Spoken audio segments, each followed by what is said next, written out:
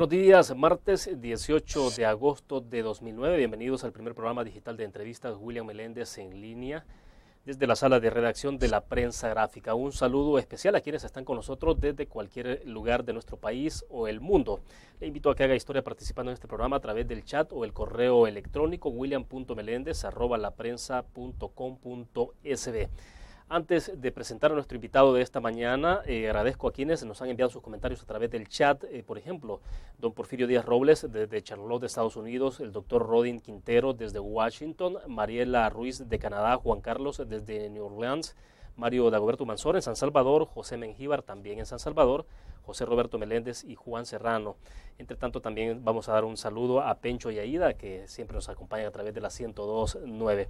Bien, decíamos entonces, estamos dedicando el programa de esta mañana a hacer una reflexión en torno a la situación económica de nuestro país, la actividad comercial, como ustedes saben, una situación bastante compleja para todos los sectores de la actividad productiva y laboral de nuestro país durante el presente año. Está conmigo esta mañana en el estudio, desde la sala de redacción de la prensa gráfica, el presidente de la Cámara de Comercio de nuestro país, Jorge Dabú. Bienvenido, un gusto, buenos días. Un gusto y felicidades por esta innovación en la comunicación, William. Les deseo muchos éxitos. Perfecto. Ingeniero, entremos en principio hablando un poco sobre la situación de recesión. Quisiera saber cuáles son las estadísticas o los datos que ustedes tienen como Cámara de Comercio respecto de la disminución de ventas en el sector comercio particularmente. ¿Tienen ustedes alguna información de cómo está comportándose esto a estas alturas? Bueno, en los últimos años el país ha venido creciendo alrededor de un 4% en promedio en los últimos 2 años, y este año pues hemos sufrido no solo el tema de la recesión económica que le ha tocado vivir a todos los países latinoamericanos, sino que hemos vivido algunas peculiaridades internas en nuestro país, algunas de carácter político. Obviamente nuestro país sufre mucho económicamente cuando hay una contienda política como la que se tuvo, y esto, ambos temas han influido en cómo en este momento está la economía de nuestro país. Para darte datos específicos, el IVAE, por ejemplo, que estaba a mayo del año pasado en 2.6, se encuentra a mayo del presente año, se encontraba en menos 7.8, es decir, una caída de 10.5%. Cuando traducimos esta caída del IVAE a una realidad de lo que va a ser el crecimiento del país al final del año, nosotros creeríamos que andaremos alrededor de un 2 o un 2.5 negativo para el Producto Interno Bruto del país. ¿Qué quiere decir eso? Claro. Alrededor de más o menos unos 700 millones de dólares menos de flujo comercial, alrededor de unos 40 o 50 mil fuentes de empleo menos, y que ha venido también a ser afectado por el tema de las remesas y de la delincuencia y otros. Pero en términos generales estamos hablando de una caída de 2.5 más o menos, entre 2 y 2.5, que representa más o menos eso en el Producto Interno Bruto del país. Ahora, ¿cómo se traduce esto para el salvadoreño promedio, digamos, ya para el ciudadano? ¿Qué significa esto? Porque, bueno, los números a veces tienden un poco incluso a confundir, pero ¿qué significa eso ya para el ciudadano, para el empleado, para el trabajador? Bueno, aquí hay varias cuestiones. Cada vez que el Producto Interno Bruto del país se reduce, es decir, cada vez que el país produce menos, vende menos, hay menos oportunidades de empleo, no solo nuevas oportunidades de empleo, sino que las existentes se pueden perder. Y eso lo hemos estado viendo.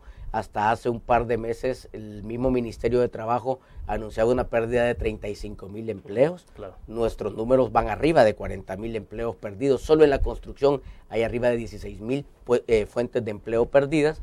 Entonces, una recesión económica quiere decir, se pierde el empleo, se pierde por lo tanto esa capacidad de compra de la familia muchas veces, y si esto no puede irse evacuando a la brevedad posible, puede convertirse en un proceso más dramático que haga que más gente caiga bajo la línea de pobreza en nuestro país, que esa es la parte más triste y es la parte final de todo este problema. El presidente de la República, Mauricio Funes, ha dicho en este espacio el día de ayer que cerca de 80,000 empleos directos e indirectos se han perdido por la grave situación de la economía. Usted sabe si, porque usted maneja otra cifra, pero sabe si efectivamente entre empleos directos e indirectos se está llegando a esa cantidad de 80,000, porque me parece bastante elevado. El dato que le mencionaba es el formal, ¿verdad? Sí, sí. Que es el que manejamos. El informal nosotros no lo estamos manejando, pero no me extrañaría que fuera más o menos igual, y le digo por qué. El último censo que se tuvo y en donde el PNUD también participó, hablaba de que la informalidad era alrededor del 50 y pico % del trabajo informal, sí, sí, en relación al formal. Entonces, si lo ponemos uno a uno, pérdida de formal con el informal, pues un número de 80,000 refleja más o menos lo que te mencionaba antes, de 40,000 fuentes de empleo perdidas en el sector formal, 45,000. Claro, perfecto. Vamos a hacer una pausa, pero al regresar sí me gustaría que usted le dijera a nuestros internautas si se están observando estímulos concretos de parte del Ejecutivo para hacer frente a esta situación. Con esa pregunta nosotros vamos a hacer una pequeña pausa comercial, la volvemos con más de William Meléndez en línea.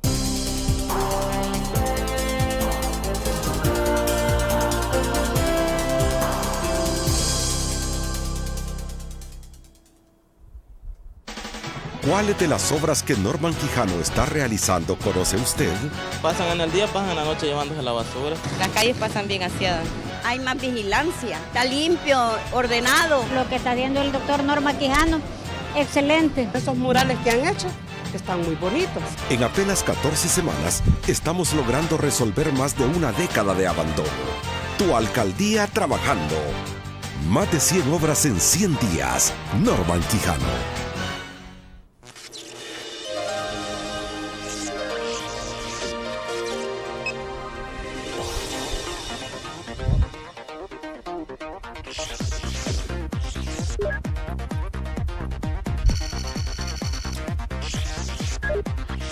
Estimulamos tus sentidos para que leas, veas, escuches e interactúes con la verdad.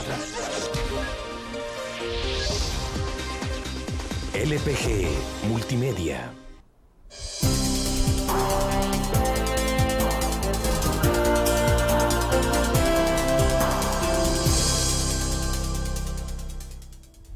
Continuamos desde la sala de redacción de la Prensa Gráfica, transmitiendo en vivo y en directo. Estamos conversando esta mañana con Jorge Dabú, presidente de la Cámara de Comercio. Le decía al cierre del segmento anterior, entonces, si observan ustedes algunos indicadores o hay señales concretas que lleven a pensar de que desde el Ejecutivo hay señales claras, digamos, de que se está estimulando la economía ante esta situación. Bueno, inicialmente se mencionó un plan anticrisis que fue lanzado por el presidente ya hace quizás un par de meses, en el cual había un componente importante de asistencia al más necesitado, de asistencia al más vulnerable, lo cual es indispensable ante un momento de crisis como la que se vive en nuestro país y en el resto de países. Había un componente también para el tema de la generación de empleo que incluía, entre otros, la semilla mejorada para la agricultura, la fortalecimiento de la banca del Estado, de la banca de desarrollo, el tema de las garantías del Estado para que el empresario pudiera obtener crédito. Yo creo que todas esas cosas están bien, pero lo que estamos viviendo hoy requiere de algo más, y ese algo más se llama confianza. Mientras no exista la confianza necesaria en el inversionista local o extranjero, es bien difícil que las políticas anticrisis puedan funcionar. Y la confianza tiene dos aspectos, la confianza política y económica, pero también la de seguridad. El componente de la seguridad es indispensable. Si en un país tú no puedes caminar en paz por una calle o no puedes ir a tu fuente de empleo con tranquilidad, es bien difícil que cualquier plan anticrisis pueda salir adelante. Ahora díganos, el presidente también ha destacado el programa CASA, que supone la creación de unos 100,000 empleos directos e indirectos para los próximos años. Él lo pone como un ejemplo concreto de que eso puede generar mucho estímulo a nivel de construcción. Usted dice, bueno, hay que ver entonces las señales más claras en términos de seguridad pública. Lo vamos a ver más adelante ese segmento, pero el programa CASA, por ejemplo, ¿usted cree que sí puede tener un efecto? Está muy bien, pero aquí falta algunas piezas de ese rompecabezas, William. Está muy bien construir las casas porque esto va a generar fuentes de empleo, pero necesitamos a alguien que las compre, alguien que la adquiera, alguien que tenga los recursos y el trabajo para pagar esa casa. Porque si no hay alguien que compre esa casa, entonces lo que tú hiciste fue pasar plata de un lugar a otro, pero se quedó estancado en el desarrollo del país. Yo creo que la iniciativa es buena. El sector construcción es un generador de fuentes de empleo, probablemente el sector que más fuentes de empleo genera, y por lo tanto es importante darle un empuje para que salga adelante. Pero eso es una parte de toda la fotografía. Muy bien, lo aplaudimos, pero falta en otras áreas, es importante hacerlo para que sea sostenible en el tiempo, William. Y en términos políticos, ¿cuál es la lectura entonces que tienen? Es decir, ¿hay certidumbres o incertidumbres? Bueno, yo creo que el presidente Funes está tratando de hacer un muy buen trabajo con su equipo económico. Me parece que son personas que están enfocadas en la realidad que tenemos, pero más importante, están enfocadas en los retos que hay que sobreponer para salir adelante. Y eso está bien, pero pareciera que existe dualidad en ciertas áreas del gobierno. Mientras hay un equipo económico que está buscando un crédito para que se reactive la economía, están queriendo detener la construcción del chaparral, por ejemplo, que necesita el país para generar energía y poder salir adelante. ¿A quiénes ven ese esfuerzo, de querer detener esos proyectos? Las personas que están en las diferentes carteras que manejan eso. O sea, pero usted hace la diferencia de partido y gobierno. Digamos que hay una dualidad. Probablemente tú lo has puesto como partido y gobierno, y creo que es una buena forma de ponerlo. Mientras tú estás quitando el programa Educo, que ha sido exitoso en la educación, mientras tú detienes el puerto de la Unión, del que vamos a hablar después, mientras tú detienes el desarrollo de una planta chaparral, hay otra parte del gobierno que está tratando de hacer las cosas bien. Yo creo que es importante que se busquen los mecanismos para que la visión sea conjunta. No puede seguir dos tipos de visiones separadas del desarrollo del país. ¿Qué visión se está imponiendo en este momento? Ninguna. Creería que hay una dualidad que nos está poniendo un poco en pausa, porque no está prevaleciendo ninguna de las visiones en este momento. Creería yo que es un proceso de adaptación, y creo que hay que darle el beneficio de la duda al gobierno de que se vaya adaptando a estos mecanismos, pero obviamente es importante que lo haga pronto, William, porque estamos en una situación adversa en donde no hay mucho tiempo para tener visiones distintas. Yo creo que hay que caminar rápido en este tema. Ahora, es importante que el Ejecutivo recurra a más préstitos internacionales. ¿Es necesario esto para el país? ¿Cree usted que es indispensable? Yo creo que igual como lo fue en algunos momentos de crisis del país en el pasado, ahora lo necesita. El gobierno puede perfectamente hacer mano de unos 1.800 millones, aunque en realidad lo que se necesita son como 1.300, pero creo que es indispensable si queremos que continúe la inversión pública, no el gasto corriente, la inversión pública. Es importante que se tengan los recursos para hacerlo. El presidente Funes también nos ha dicho el día de ayer en este espacio que la crisis la pagarán todos, no solo los más pobres. Vamos a la pausa, al regreso sí tengo interés en que usted pueda reflexionar sobre esto, qué interpretación se puede hacer desde el sector Cámara de Comercio ante este planteamiento del presidente de la República. Vamos a la pausa comercial, ya volvemos.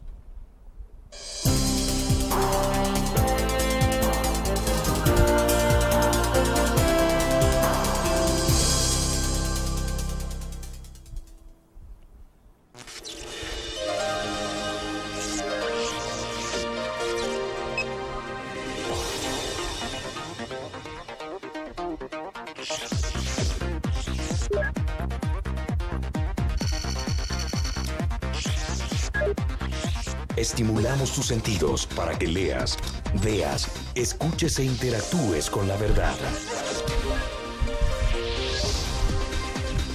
LPG Multimedia.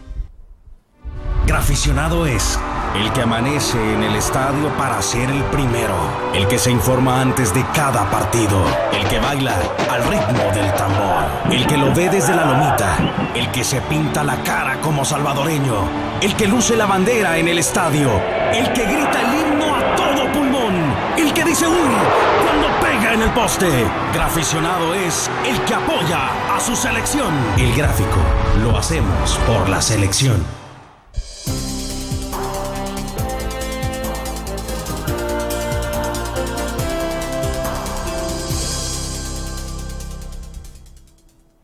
Es un gusto que siga con nosotros en este programa en vivo desde la sala de redacción de la prensa gráfica. William Meléndez en línea.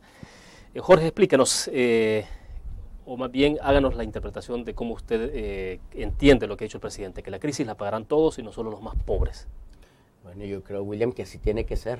Estamos todos viviendo en el mismo país, todos somos responsables de sacar adelante el país y eso involucra que todos seamos parte de la solución. Nosotros siempre hemos mantenido una visión de que si no trabajamos todos juntos hacia el mismo horizonte, con el mismo norte, es bien difícil que salgamos adelante.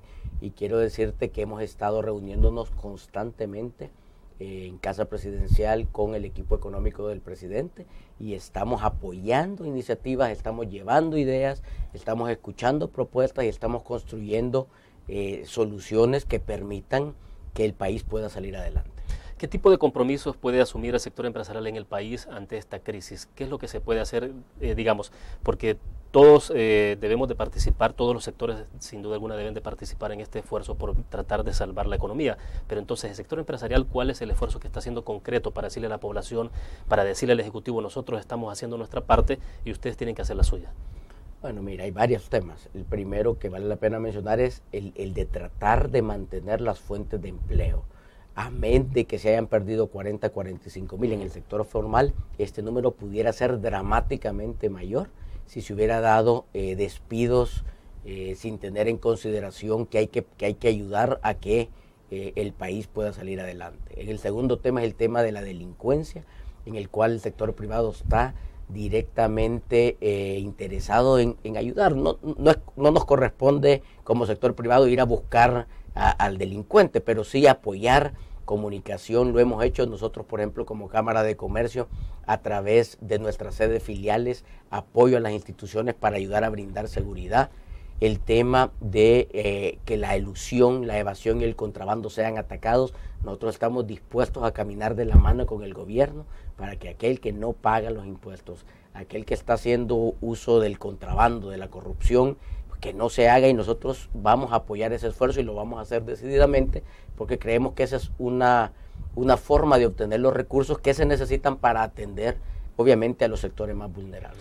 Durante la administración del presidente Elías Antonio Saca, usted recordará que se diseñaron dos paquetes de reformas de carácter fiscal. La primera que se impulsó, la segunda que se quedó prácticamente en el tintero y que no fue posible. ¿Cree usted que se debería retomar, o esta nueva administración, la administración Funes, debería retomar la segunda generación de reformas fiscales? Yo creo que el tema del ataque a la elusión, evasión y contrabando son indispensables, y si son parte de esta segunda parte hay que hacerlo. Lo que dice la historia alrededor del mundo es que cuando tú tienes economías deprimidas y pones más impuestos, deprimes más la economía, y es obvio, o sea, es un incentivo a que las empresas dejen de invertir, a que las empresas dejen de producir, y al final es a través de los sectores privados que se generan las fuentes de empleo y el desarrollo del país.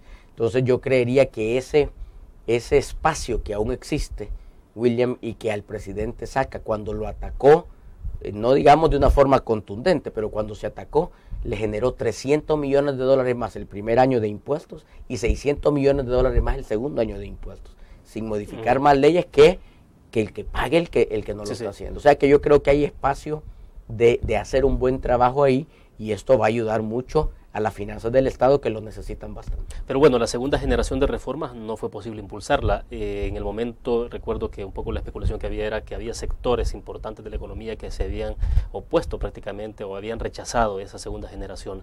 A estas alturas habrá un poco más de conciencia dentro de todos los sectores en nuestro país económicos de que hay que entrarle a esos niveles en donde, bueno, todo el mundo tiene que pagar, y que pague, el que tiene más tiene que pagar más, que es como un concepto que se ha desarrollado.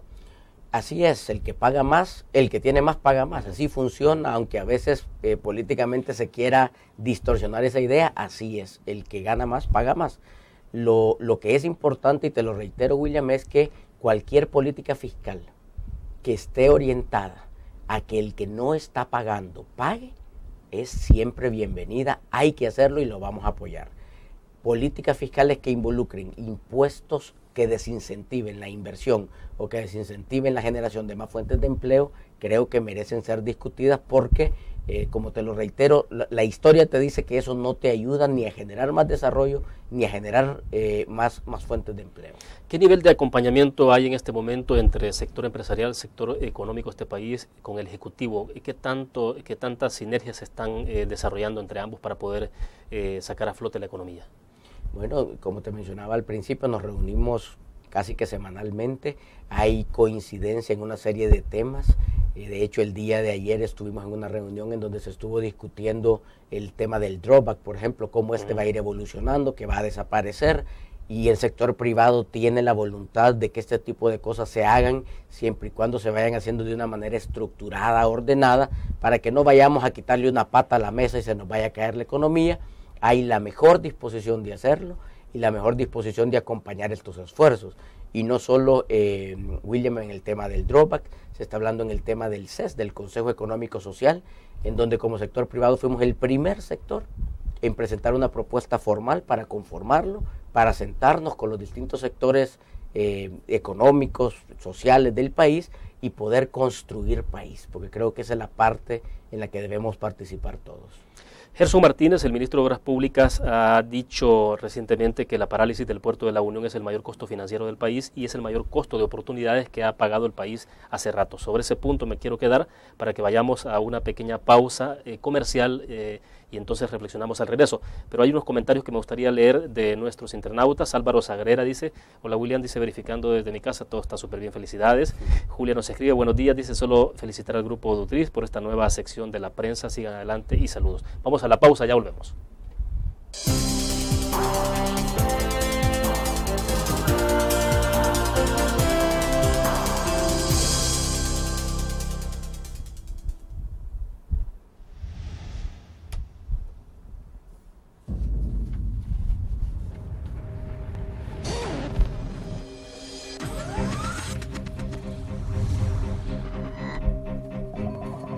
El inicio de una estrategia financiera desde los negocios y la actividad económica hacia toda Centroamérica. El Economista Regional, una revista especializada donde encuentras el panorama empresarial y los principales movimientos financieros. El Economista, el modelo regional de información económica. ¿Cuáles de las obras que Norman Quijano está realizando conoce usted? Pasan en el día, pasan en la noche llevándose la basura. Las calles pasan bien aseadas. Hay más vigilancia, está limpio, ordenado. Lo que está haciendo el doctor Norman Quijano, excelente. Esos murales que han hecho están muy bonitos. En apenas 14 semanas estamos logrando resolver más de una década de abandono. Tu alcaldía trabajando. Más de 100 obras en 100 días. Norman Quijano.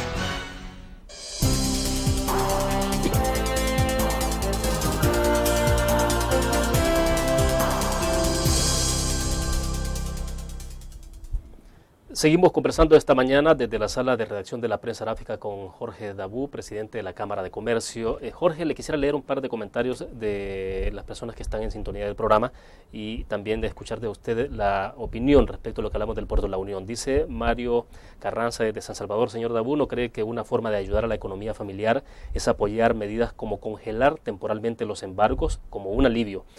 Luego Ricardo nos ha escrito también de San Salvador: buen día, dice, ¿qué opinión le merece el trabajo que ha demostrado hasta este momento el director de la Policía Nacional Civil? Sobre el tema de la policía, a lo mejor en el otro segmento lo vemos porque sí me interesa que abordemos el tema de seguridad pública, pero bueno, hay una opinión de Mario Carranza que dice si se deberían de congelar temporalmente los embargos. ¿Qué opina usted? En un mundo ideal, el señor Carranza tiene la razón, pero el problema es que eso lo que generaría es una desconfianza mayor en aquellos que le prestan y le dejarían de prestar. Eso es como que tú me prestes a mí $10 y yo te diga, ¿sabes qué? No te voy a pagar los $10, tú no me vas a volver a prestar otros $10. Entonces, yo sé que la intención y la idea es buena, pero desgraciadamente no funciona así en la realidad y pudiera ser más dañino para la economía del país. Bueno, perfecto. Entonces, volvamos al punto de la pregunta que dejamos planteada al cierre del segmento anterior. Le decía, Gerson Martínez, el ministro de Obras Públicas, ha dicho que la parálisis del Puerto de la Unión es el mayor costo financiero del país y es el mayor costo de oportunidad que ha pagado el país hace ratos. ¿Qué opina? Pues yo opino que a partir de que lo empiecen a utilizar, va a pasar a ser ese el mayor costo financiero del país, que haberlo tenido parado. El problema es bien sencillo. Es más fácil operarlo y probar a ver qué pasa que ir a discutir políticamente una ley de concesiones. Es mucho más fácil ir a probar y ver lo que sucede antes de ir a discutir una ley de concesiones a la cual el FMLN se ha opuesto siempre. Pero ¿por qué nosotros hemos sido bastante claros en decir que esto no va a funcionar? Es porque viendo el análisis técnico, y te lo digo desde dentro porque yo pertenezco a la Junta Directiva de CEPA en representación del sector privado, claro. Y viendo el análisis técnico, tú tienes que llegar a 50,000 contenedores o TEUs llegando a ese puerto para perder lo mismo que pierdes hoy con el puerto cerrado. O sea, no es para ganar, es para perder lo mismo. Y lo que está sucediendo en el país en estos momentos es que nos ha caído más de 35% el número de contenedores llegando al país, que eran 140,000, por ponerte un número, y ahora son 100,000. Entonces la pregunta del millón es, ¿de dónde van a salir esos contenedores para perder lo mismo que si el puerto no está funcionando? Y la otra parte es que todos los contenedores que se mueven alrededor del planeta los mueven 9 compañías principalmente. El 90% de los contenedores lo mueven 9 compañías concesionarias que lo pueden concesionar. Si tú quieres realmente hacer en la Unión un centro logístico en donde se pueda llegar a los 200 o 300,000 contenedores, que es el break-even, o sea, el punto para salir adelante con el puerto es ese, no se puede hacer sin esta participación. Bueno, pero entonces, ¿el puerto de la Unión debe ser concesionado o el Estado no debe tener absolutamente para nada metidas las manos ahí? El Estado puede tener un porcentaje si así lo decide, yo creo que no hay problema, pero el tema es, William, que queremos nosotros resolver cómo vamos a concesionar, en qué cantidades, y queremos satisfacer a todo el mundo, cuando aquí lo que hay que hacer es sentarse con los grandes concesionarios y buscar una fórmula que permita que ellos puedan venir a concesionar y administrar el puerto. Pero ¿ve usted al Ejecutivo definido sobre qué hacer con el puerto de la Unión? Porque hay tantas opiniones y al final uno no sabe si es que pretende el Estado quedarse totalmente con la administración del puerto, si hay esa posibilidad de que sea compartido con concesionarios internacionales. Pero ustedes están viendo, ¿hay claridad en esto o no? O sea, la única claridad que tengo es que en enero lo empieza a manejar CEPA. ¿Qué pasará de ahí en adelante? Yo no tengo claridad de qué es lo que va a suceder y es bien sencillo, William. Políticamente, retroceder un paso como ese no es fácil en este país. Y no es fácil porque hay corrientes políticas que por cuestiones ideológicas no ven lo que el país necesita para salir adelante. Entonces a mí me preocupa que la decisión que se tome no va a ser una decisión de ahorita o de para mientras, sino que va a ser una decisión que puede causarle serios problemas no solo a la Unión en su futuro, sino que a Cajutla en su presente también. Debería entender que ustedes como sector que están presentes en CEPA, entonces han hecho llegar todas esas reflexiones al Ejecutivo. Definitivamente, y de hecho consta en actas nuestra oposición a la decisión tomada de la administración del puerto e inclusive de los presupuestos que no reflejan la realidad de lo que va a suceder con los puertos. Bueno, perfecto. Al regreso de este segmento, del próximo segmento, quisiera que habláramos entonces del tema de seguridad para ir cerrando, pero hay algunos televidentes que nos han escrito. Ana María dice, dígame por qué los salvadoreños no vemos, dice, que nuestro sueldo alcanza. Sencillo, dice, porque todo está caro y los salarios tampoco alcanzan. Luego Carla Sánchez dice, quisiera conocer de qué acuerdos o qué propuestas propone el sector privado para compensar en caso de que se llegue a eliminar el drawback. Bien, vamos a una pequeña pausa, regresamos con más.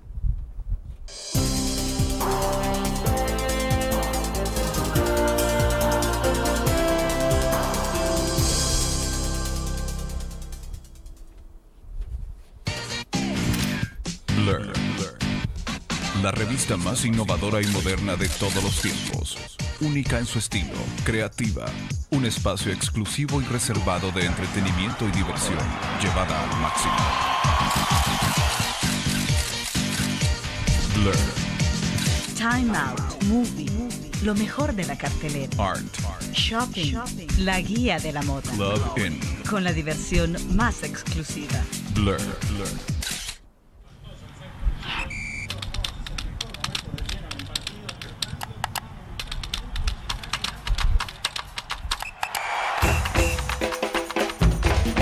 pasión del deporte está en www.elgráfico.com. Ingresa al nuevo escenario deportivo y descubrí toda la pasión del deporte. Fotos, videos, fichas y resultados de las mejores ligas del mundo. Elgráfico.com. Conectados por deporte.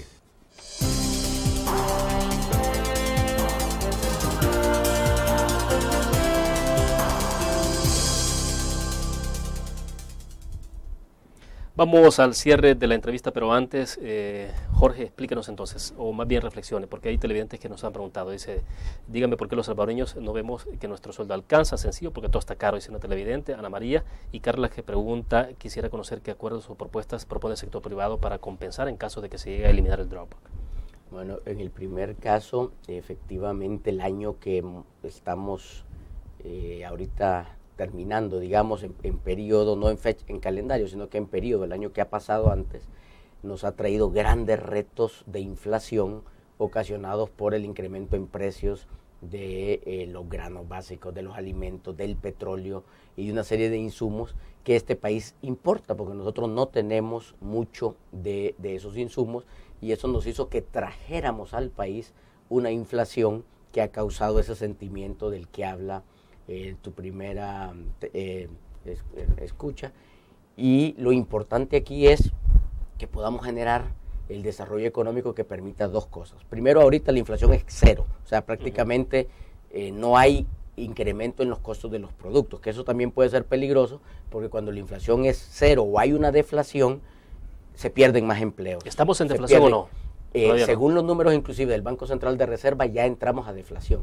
O sea, que estamos ya en este mes experimentando una deflación, lo que quiere decir que los precios bajan, y esto puede traer como consecuencia más desempleo. Pero es importante, William, que se tenga también la generación de empleo, porque un hogar con un empleo no sale adelante.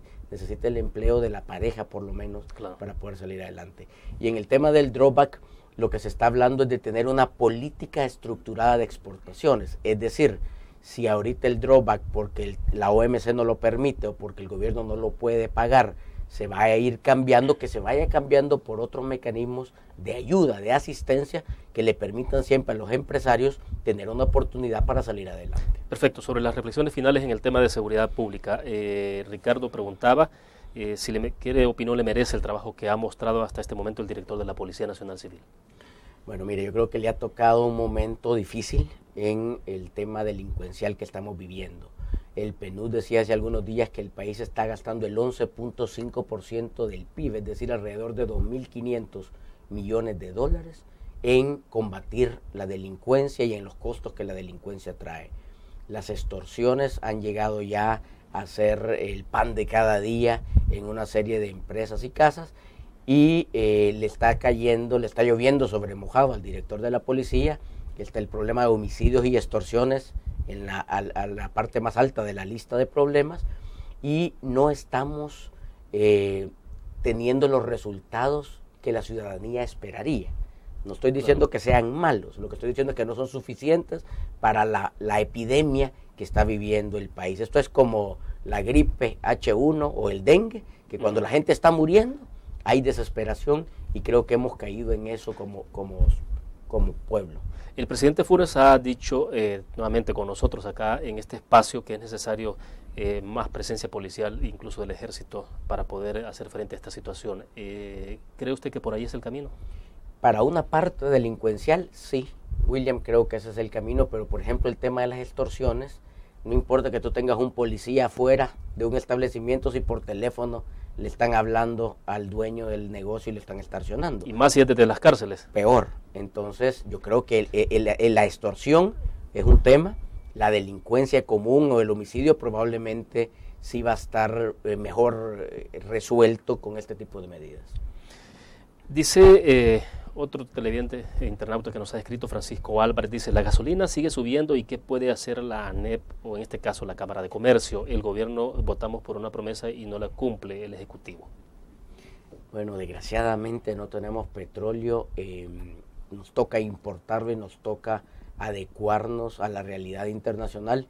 Lo que debe hacerse es que el mercado sea transparente. Y esto funciona, William, tan fácil como que tú llegues al mercado y hay 5 personas vendiendo frijoles, van a competir esas 5 personas para venderte el frijol y por lo tanto vas a tener el mejor precio posible. Tal vez no es el que te gusta, pero es el mejor precio posible. Y eso es lo que debe asegurarse el Estado, que la competencia sea abierta, sea transparente, para que los salvadoreños podamos tener el mejor precio posible de un insumo. Nos dice Edmundo Ramírez que le traslademos una inquietud, y si está la empresa privada regulando sus márgenes de ganancia o está trasladando al consumidor de final todos los costos incrementales que vienen. Sin temor a equivocarme, las empresas están achicando sus márgenes porque no hay opción. Si en estos momentos en los que la crisis económica hace que el consumo sea menor, hay 10% menos de remesas, o sea, 300 millones de dólares menos de remesas. Obviamente hay desempleo que causa también falta de consumo. Las empresas obligatoriamente están reduciendo sus márgenes, de lo contrario se irían pues a la quiebra. Para ir concluyendo, ¿cuál es la reflexión final en las circunstancias actuales que está viviendo nuestro país? Háblese de la situación de la economía. Ya hemos escuchado que Alemania, Japón y otras economías mundiales importantes están comenzando a recuperarse. Es una buena señal. Estados Unidos se dice que podría salir de esa situación a finales de este año. El Salvador, el presidente de la República, ha dicho quizás en el segundo semestre. Bueno, mire, yo creo que hemos pasado ya una buena parte de este túnel oscuro. Creo que lo que nos falta no es mucho. Y creo que como buenos salvadoreños debemos seguirle apostando a nuestro país, debemos seguir creyendo en los salvadoreños y debemos pensar en que esta es la tierra que tenemos y tenemos que salir adelante. Yo creo que el llamado es para que los empresarios poco a poco vayan metiéndole nuevamente ese empuje que se necesita en las empresas para que podamos generar ese desarrollo que necesitamos para salir adelante. Perfecto, Jorge, le agradezco que haya compartido con nosotros. Muy gentil. Y nuevamente felicidades por tu programa. Bueno, perfecto. Recordamos entonces a nuestros internautas que pueden acompañarnos a través del chat todos los días. Estamos en vivo y en directo desde la sala de redacción de la Prensa Gráfica a las 8:15 de la mañana y cerramos esta transmisión 8:45. Puede escribirnos a la dirección william.melendez@laprensa.com.sb. Agradecemos su fiel sintonía. Buenos días.